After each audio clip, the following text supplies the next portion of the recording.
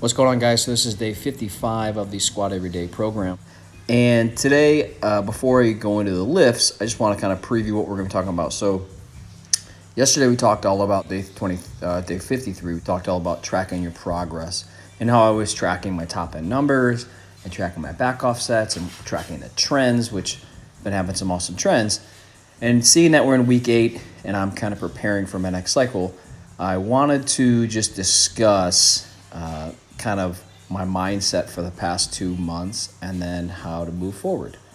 So today's squat session was just to work up the heavy single, and then I had some back offsets, a couple doubles with box squats. I've been working in box squats with chains. And then I, took advantage of also getting some hypertrophy work in. So just doing some 5s and 10s at lightweight just to kind of get that volume in there. And when I was walking in today, I was hopefully going to be able to push a heavy back squat. Last week I hit 10 pounds under my all-time best and felt great. And I was hitting, 20 pounds over my standard, what I've been doing the past couple of weeks for my single. But today quickly did not go that way. And, we all have those workouts where we don't have a great workout and we kind of can even question, are we doing the right things? Is it working?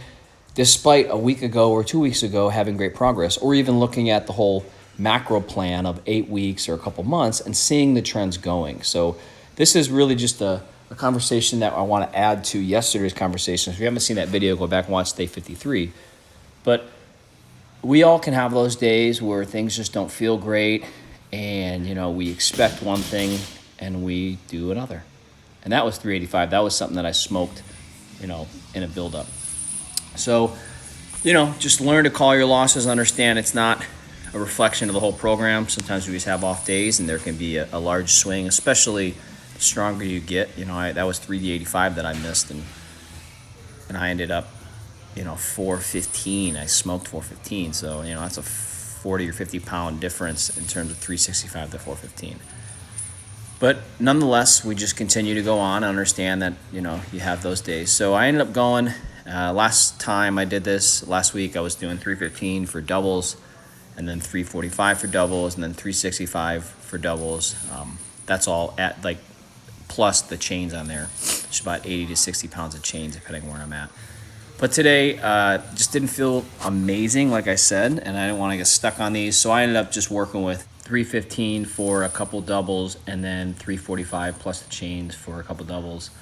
And today actually these felt pretty good. So I've been doing some box squats with chains, really trying to just light up the posterior chain and making sure that I'm addressing that sticking point, which for me is just above that break parallel. So you can see I'm not really getting too much low. So this is really just a squat accessory movement. And then after these, because I wanted to make sure I was still building hypertrophy, which that's kind of in my next video series down the road, I'm going to talk about kind of my 90-day review, if you will, of Squat Every Day. But I've noticed that it can be difficult to get enough volume at times. And obviously, you're getting frequency and volume and you're hitting high percentages, but, you're not getting that hypertrophic effect. So if you're somebody who's looking for a mass gaining program, this might not necessarily be a great long-term mass gaining program just because you're hitting high intensities, so your fatigue's pretty high, but you're not getting a lot of muscular stimulus. So how we can combat that is doing a bunch of back offsets. So that's what I ended up doing here. I just kept the chains on, worked 225 plus the chains, so it's about 300 or so at the top. And I just did a couple sets of 5. I think I did 3 sets of 5 here. Really just working on getting that depth, kind of greasing that groove. I think about putting my hamstring to the back of my calf, getting that full knee flexion, and then trying to keep that balance in the foot. So I ended up doing that for a couple sets here. And the biggest thing with these back offs is that I'm not so concerned with how much I'm doing. I'm really just, typically I'll do 2 to 3 sets of, 10 to 15% less on my heavy single for a couple doubles. And then I'll drop down and do even lighter and just do 5s or 10s. And I'll kind of just end that and do that a couple days a week, maybe on the front squat and then on the back squat. So this was my sets of 10 here, just really working on positions and just driving with my legs, staying in the quads, keeping the feet down.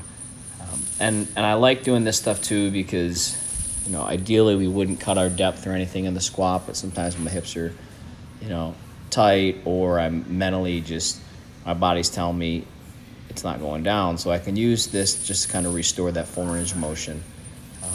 So that's kind of how I was doing a lot of the accessory work the past 8 weeks is, if I had a squat specific accessory like the box squat addressing sticking points, I'd do that.